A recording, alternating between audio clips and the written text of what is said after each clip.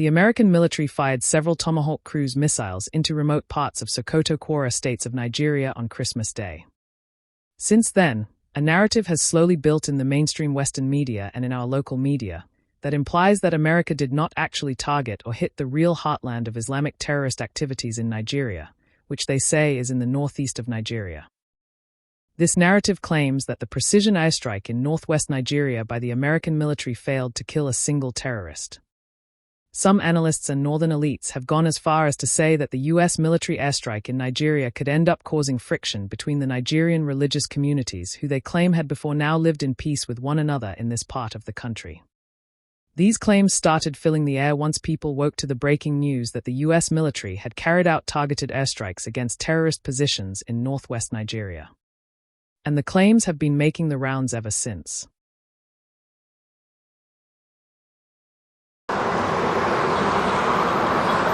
And Sokoto State is almost over 90% Muslims.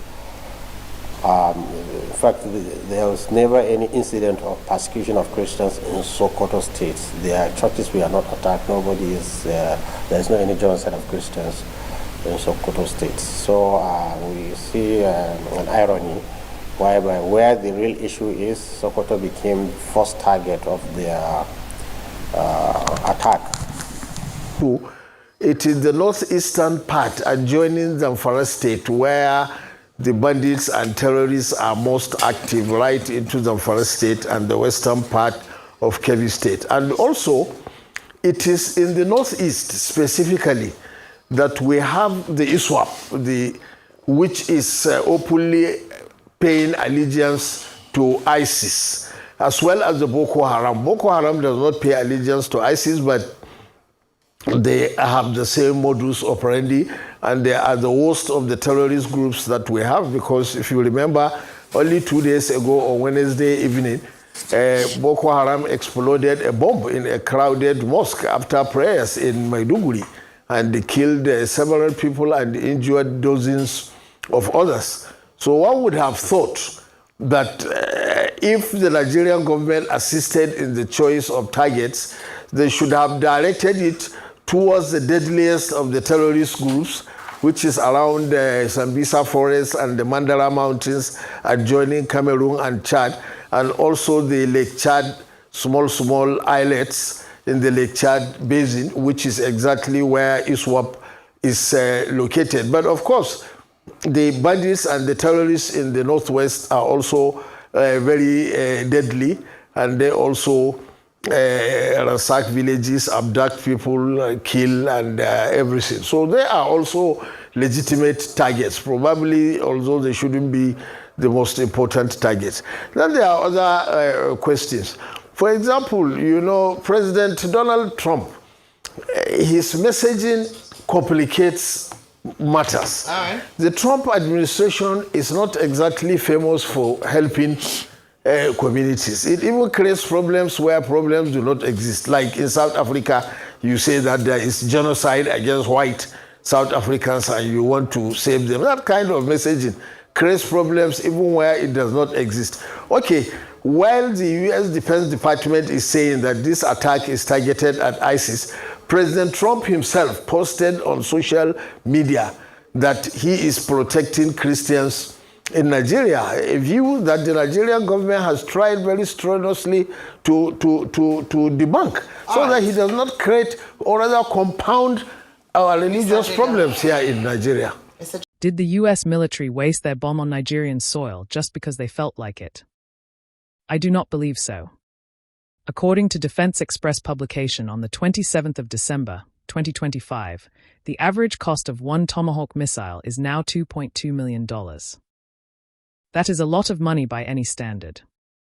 And given that President Trump's Secretary of Defense is not one particularly keen on wasting United States resources, I do not believe that the airstrikes in Nigeria failed to achieve their objective. Other people have questioned whether the U.S. military actually got the right intelligence from their Nigerian counterpart, since again the attack did not focus on the terrorist camps in Borno and Zamfara states. For me, I want to assume that the American military took any intelligence sharing which came from their Nigerian counterpart as a blanket consent for them to act in the country.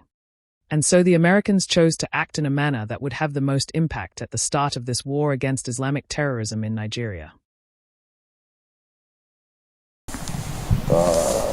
Looking at the symbolic nature of the attack coming on a Christmas day in the seat of the caliphate, and also pronouncement from Americans that what they are really after, what they term terror, is the Sharia law which Nigerians apply, and they think our caliphate, Sokoto caliphate, they simulate as if it is a terrorist organization too, which is there probably before even the Americans knew what they got their independence. And we wouldn't like another foreigner to come to say they will turn Nigeria into a theater of war, whereby Nigeria will become the field where they fight each other.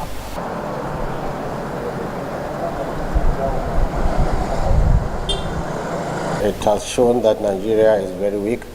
It's at the weakest point in life of Nigeria, whereby foreign force will come and bully Nigerians into accepting this kind of indignation.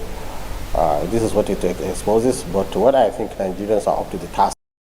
And that is why Sheik Gumi'S immediate response to the military strike is a real eye-opener for anyone who cares to look deeper. If your primary focus is to criticize and attack the America's military action in Nigeria, especially because of the location struck, then you are reading from the failed script that the Nigerian government uses to say they are dealing with our Islamic terrorism and Islamic banditry. This script is obsolete. They focus their so-called military operation in areas they say houses the terrorists in northeastern Nigeria. Yet the terrorists mingle all the time with Nigerians. They come out to attend weddings and negotiation meetings and then return to their enclaves unharmed. The American intelligence read our news and know that our systems are compromised. So, I do genuinely think that this helped them in their approach on this matter. There is more than one way to skin a cat. Remember that. The US military approach is to start by striking real fear into the seat of the Islamic Caliphate. Radical, extremist Islamic ideologies would not thrive and spread in any given environment, unless they are given breathable and breeding environment to do so. That Islamic terrorists and Islamic bandits are operating with impunity in our country is not just due to our failing security systems. It is also due to the country's Islamic monarchs, teachers, and preachers enabling and encouraging the extremist ideologies to thrive and spread in the society. And Sokoto State is widely recognized as the spiritual capital and an important seat of Islamic learning in Nigeria. That is precisely why America struck Sokoto State.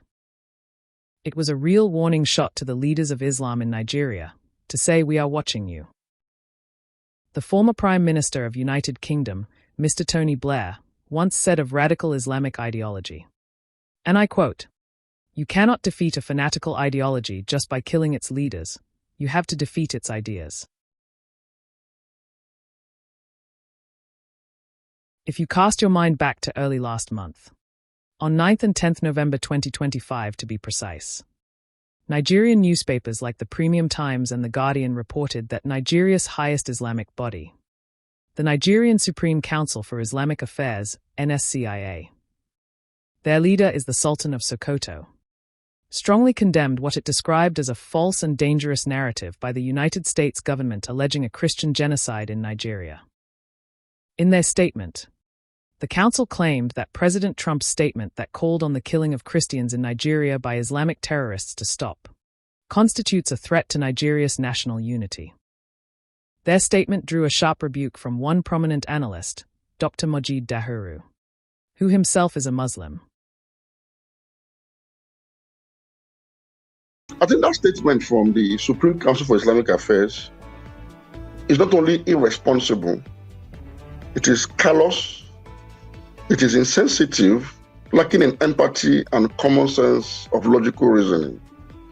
And it's so unfortunate that the apex body of the Muslim community in Nigeria, headed by the Sultan of Sokoto, who is supposed to be the Seriki Muslimi or the leader of Muslims in Nigeria and even in Niger, can issue such a statement at this time, at a time that we are supposed to be having a national reflection, particularly amongst the Muslim community, as to how come it is our demography, our own divide, our own side of the divide, that has produced the twin problem that Nigeria is battling hard to contain, which is Boko Haram on one hand and banditry on the other hand.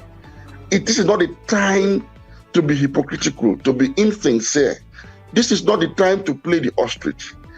If anything at all is going to threaten the national unity of Nigeria, it is not Trump's statement. It is this very statement that has been issued by the Supreme Council for Islamic Affairs.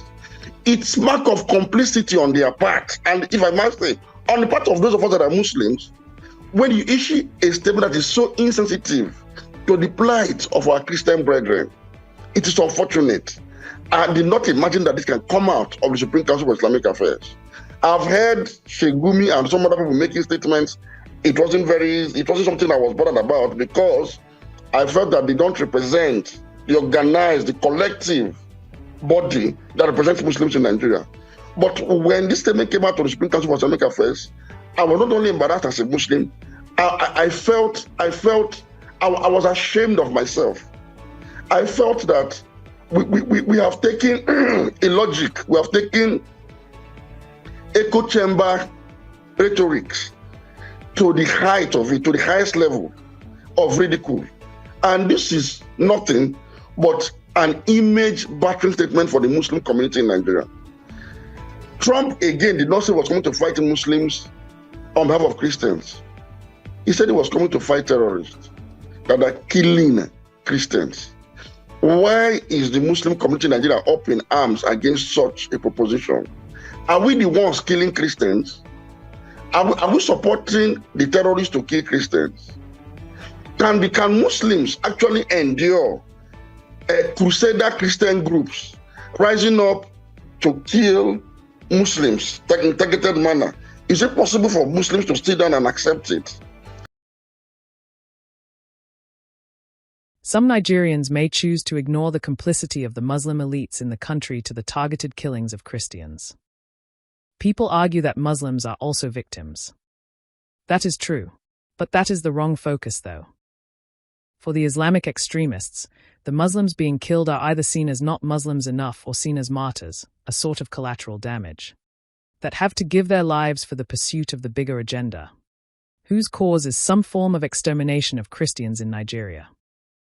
The American intelligence gets this, and that is why their approach so far is not following the normal way of doing things, as you see being reported in the mainstream medium, home and abroad. Immediately after the American airstrike in Sokoto, Nigeria's Chief of Army Staff paid a courtesy call to the Sultan of Sokoto. It shows that they have heard the warning shot from America loud and clear. Now, our local media houses have started admitting that residents in rural communities of Sokoto State are reporting seeing terrorists moving out of Sokoto State to other places. Report is that they are moving into the Middle Belt. For Nigeria, for the terrorists and for the US military, while Donald Trump is still the president, this war is just beginning. Thanks for watching.